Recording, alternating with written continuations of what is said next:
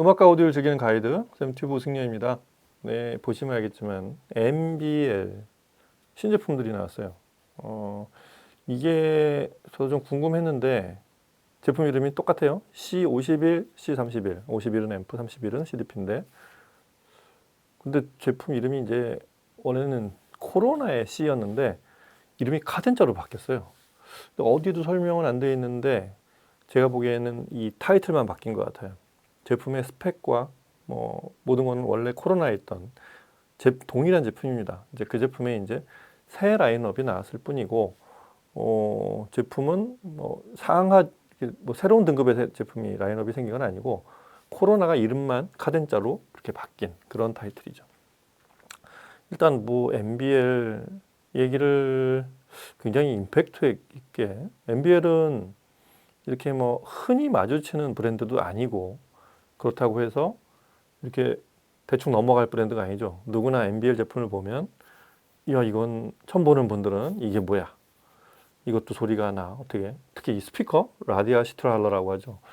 이 스피커 소리를 스피커 디자인을 보고서 그렇게 얘기하는 분들이 가장 많고 그리고 MBL을 상징하는 게 바로 스피커였고 그리고 앰프와 이 소스 기기들은 앰프는 그 스피커를 이 MBL 특유의 스피커를 드라이브하기 위해서 만든 앰프고 참고로 다른 앰프 중에 MBL 스피커를 우리가 아는 뭐 101, 111, 뭐 최근에 116도 마찬가지고 이런 제품을 드라이브할 수 있는 앰프가 많지 않습니다. 하여튼 굉장한 저임피던스까지 떨어지기도 하고 콘셉트 있게 드라이브를 해주지 않으면 그렇게 좀 전대역을 고루 듣기가 어렵고 원래 특유의 음색을 제대로 재생하기 어려운 그런 스피커를 만들다 보니 이제 앰프가 따라왔고 그 스피커를 드라이브 하기 위한 앰프 기술이 계속 올라왔고 또 수차적으로 내려오면 그 앰프의 소스 플레이어 역할을 하기 위한 CDP 네트워크 플레이어 최근에 네트워크 플레이어까지 내려와 있죠. 이렇게 제품이 쭉 그렇게 트리를 쳐온 그런 브랜드라고 생각이 됩니다. 종종 설명하지만 그 MBL의 시작은 MBL은 독일 회사인데 그 볼프강 멜레츠키라는 분이 설립했죠. 이게 저는 70년에 설립을 했다고 종종 여기서 본 적이 있는데 보면은 설립일은 79년도라고 돼 있어요. 이게 왜 그러냐면 제품은 70년부터 만들기 시작했어요. 근데 MBL이라는 타이틀의 회사를 법인 등록을 하고 론칭을 한 게 이제 79년인 거죠. 그게 똑같지 않은 회사들이 은근히 많습니다. 그러니까 설립을 하고 그때부터 제조를 한 게 아니라 이미 뭔가를 제조하고 있었는데 회사 이름 없이 그 다음에 시간이 좀 지나서 설립을 한 그런 경우가 지금 MBL 같은 경우라고 생각이 됩니다.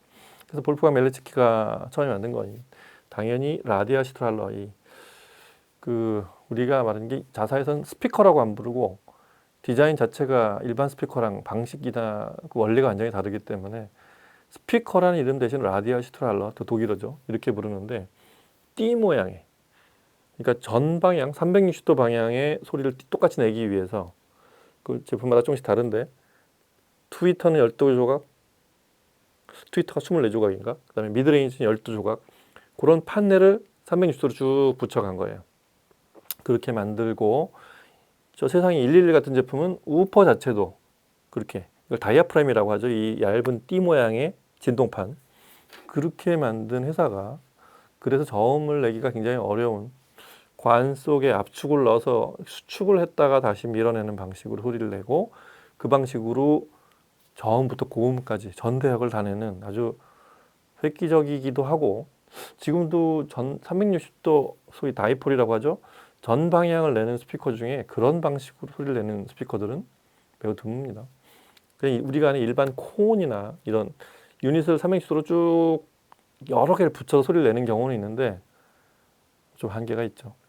여하튼 그런 방식은 여전히 MBL만 낼 수 있는 그런 스피커라는 거. 근데 오늘은 하여튼 MBL은 스피커 얘기가 아니라 그 MBL의 라인업 중에 이제 항상 3개 라인업밖에 없어요. 아주 단촐하게 갑니다. 위에 레퍼런스, 그다음에 노블, 그다음에 지금 이름이 카덴자로 바뀐 카덴자 R, N, C 이렇게 내려옵니다. 그래서 노블레스 라인업하고 이 카덴자 C 라인업은 서로 제품명을 공유해요. 예를 들면은 모노블록은 앞에 숫자가 저기예요. 앞에 숫자가 그 제품이 앰프인지 소스인지 이런 거를 구분하는데 모노블록은 15예요. 그러니까 노블레스는 N15고 얘는 C15고 그 다음에 플레이어는 31이에요. 3이 소스 기기라는 얘기죠. 그래서 C31, 노블레스는 N31. 그리고 앰프는 얘가 앰프죠. 앰프는 이제 51. 그리고 CDP는 아까 말한 31이고 앰프는 그러니까 얘는 C51, 노블레스는 또 N51. 51은 그러니까 앰프인 거예요. 그리고 투 채널 앰프는 이제 21. 그 앞에 이제 투 채널이니까 그렇게 들어가고. 그래서 앞에 숫자를 보면 조금 익숙해지면 이 회사는 그 숫자 두 개 조합으로 노블리스 라인업과 카덴자 제품은 숫자만 봐도 제품이 뭔지를 알 수 있고 레퍼런스는 좀 달라요. 레퍼런스 숫자가 자그마치 3개도 아니고 4개, 막 9011, 8011, 막 숫자가 이렇게 1611 막 이렇게 들어가죠. 하여튼 그렇게 제품명을 전 세계 어느 오디오 업체도 없는 독특한 제품명과 그 방식, 스피커 방식도 독특하게 제조한 그런 회사가 MBL인데 그 스피커를 드라이브하기 위한 앰프와 CDP는 굉장히 고전적이에요. 뭐 이렇게 여러 기능이나 또 뭐 디자인적으로 굉장히 뭐 화려하게 아주 좀 뭔가 좀 이 가격대에 맞는 어떤 화려함이나 기능을 어떻게 막 좀 이렇게 눈에 띄게 만든 이런 것들을 두지 않고 아주 그냥 앰프도 무슨 DAC 하나 없어요. 그냥 앰프. CDP는 그냥 CDP. 뭐 DAC는 정도 당연히 인아웃이 되겠죠. 그런 간단한 기능. 그 다음에 최근에 만든 네트워크 플레이어는 C41이라고 불러요.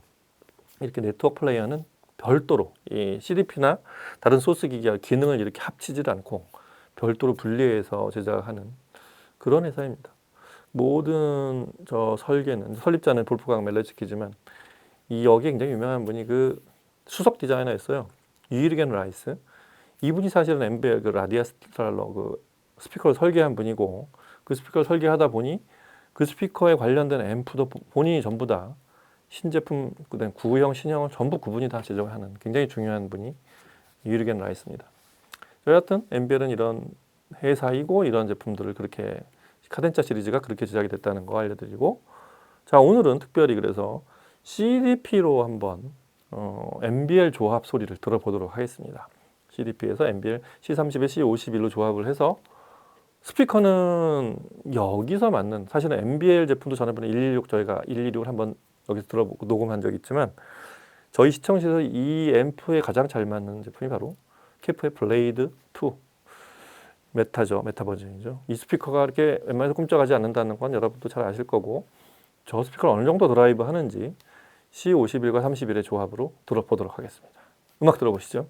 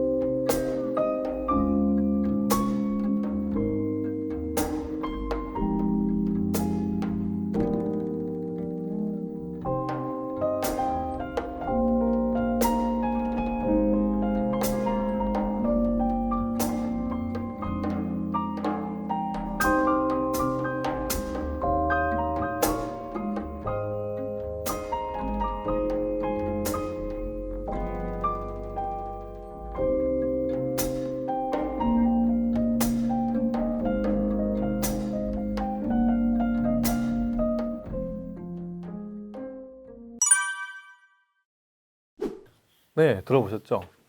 MBL 소리를 뭐 캐프 블레이드 2를 통해서 들은 소리이지만 잠깐 이 제품을 이해하려면 특히 앰프 C51을 이해하려면 그 라디오 아스트랄러라는 스피커가 좀 아까 말씀드린 대로 드라이브가 그렇게 쉽지 않다는 거. 굉장히 어려운 스피커라는 거. 근데 뭐가 어렵냐? 스피커가 저음을 내기 위해서 임피던스가 쭉 내려간단 말이에요. 2옴, 1옴까지 심지어. 그럼 전류를 일단 많이 흘려줘야 돼요. 사람으로 치면 입을 크게 벌리고 입김만 소리가 나지 않지 입김을 연속으로 그만큼 입김의 양이 많을 거 아니에요. 그 공기의 양을 폐에서 계속 이렇게 불어내줘야 되는데 그렇게 만들었을 거라는 생각을 해봅니다. 사실 그렇게 재생을 하지 않으면 저역이 일단 나오지도 않고 반대로 그렇게 해서 반대로 얘기하자면 그렇게 재생이 되는 소리는 그게 NBA를 많이 낼 수 있는 엄청난 소리 360도 방향으로 저음부터 고음이 다 나오는 소리 그런 소리를 낼 수 있는 앰프예요. 이 스피커는 아까 말한 이리겐 라이스라는 사람이 당연히 자기 스피커에 맞게 자기가 설계한 스피커에 맞게 개발을 하다 보니 우리가 아는 전통적인 AB 클래스 증폭 그렇게 만들었는데 신형으로 이제 좀 오면서 뭐 상위에 사실은 이 라인업이 엔트리급이에요. 앰프 가격이 2천만 원이 넘지만 노블레스 원래 비싼 뭐 스피커도 1억대가 넘는 스피커니까 레퍼런스 노블레스 상위에 두 라인업이 있어서 이게 막내 라인업이긴 하지만 이 제품 가격을 일단 가격 절대치로 놓고 보면 굉장히 고급 라인업이죠. 2천만 원대. CDP도 한 1,500만 원이 넘고. 그래서 그만큼의 성능이 들어간 다른 기능이 하나도 안 들어있는 말씀드렸듯이 오로지 증폭만 하는 그런 앰프로서 가격으로는 굉장히 높은 편입니다. 성능이 그만큼 된다는 얘기죠. 유리겐 라이스가 이 제품을 만들면서 처음으로 D클래스 증폭 그런 제품을 만들었습니다. 그러니까 앰프의 전원부는 따로 있고 증폭단만 D클래스 증폭이에요. 자사에서 직접 만든 그런 D클래스 증폭단인데 이게 아날로그 단을 스위칭을 걸어서 소위 THD는 낮추고 그 소위 뭐 이렇게 너무 뻔한 얘기인데 그 좋게 만들었다는 얘기죠. 그런 투명도와 해상도는 올리고 소위 노이즈 레벨을 낮춰서 전적인 THD라고 하죠. 이제 전 고주파 외율 그 왜곡률을 낮춰서 그 선형성을 높이고 순도를 높인 그런 앰프란 얘기입니다. 그래서 이거를 자사에서는 LASA, 라사 이렇게 부르죠. 리니어 아날로그 스위칭 앰플리파이어라는 뜻이에요. 그래서 그 방식으로 만든 그러다 보니 전원부도 당연히 전원부가 이렇게 NBL 앰프들은 막 그런 저임피던스 드라이브를 하는 앰프 치고는 보통 그런 앰프들이 전원부가 엄청나게 크잖아요. 전체 무게에 막 이만큼에다 전원부고. 이 제품은 그렇지 않고 좀 한쪽에 치우쳐 있는 그렇게 크지 않은 전원부를 쓰고 있습니다. 그런 독특한 설계를 하면서도 그런 저임피던스 구동을 하는 자사 스피커를 드라이브 할 수 있게. 물론 101이 아닌 한 126급 하이브리드죠. 거기는 미드레인지와 트위터는 아까 말한 그 띠모의 라디오 아스트랄러를 쓰는데 베이스는 일반 우퍼를 쓴 일반 콘지를 쓴 그런 방식의 126 같은 스피커하고 원래 짝인 그런 앰프로 개발이 돼 있어요. 그렇게 해서 자사에서는 이 스피커 회사마다 어느 스피커랑 주로 쓸 거냐에 따라서 이제 세팅을 하다 보니까 주로 공칭 4옴 임피던스인 자사 라디오 아스트랄러에 맞추다 보니까 일반 스피커들 공칭 8옴이나 이런 스피커들을 연결하게 되면 180W의 출력을 냅니다. 200W가 조금 안 되는 그런 출력을 갖추고 있는 앰프고 NBL의 180W가 좀 우리가 일반적으로 생각하는 관념적으로 있는 100W, 200W, 200W에 가까운 180W보다는 꽤 높아요. 수치가. 제 그냥 느낌으로는 이거 자체가 한 200W, 250W 이상의 어떤 출력을 내는 그 정도 에너지를 내는 그런 스피커예요. 그런 앰프입니다. C51은. 그렇게 설계가 돼 있고 전원 트랜스도 그 MU라고 그래가지고 그 메탈로 특별히 이렇게 메탈 캔으로 이렇게 수납이 되게 만든 그런 외장 케이스를 만든 그런 전원 케이스를 쓰고 있다는 것도 또 NBL의 특징이고요. CDP는 또한 C31 또한 굉장히 단순한 구조로 되어 있는 밸런스, 언밸런스를 다 갖추고 있는 그런 출력단 그리고 슬롯 방식으로 되어 있죠. 자사 제품끼리는 NBL은 이 그 스마트 링크라고 그래서 우리가 아는 랜선처럼 생긴 전용 링크를 연결하면 뭐 그렇게 연결한 이유는 전원 하나를 끄면 전부가 다 같이 꺼지게 되고 또 업데이트를 할 때 같이 업데이트가 되는 뭐 그런 것들을 자사 제품끼리만 연결할 수 있게 그런 만든 그런 링크도 특별히 있고요.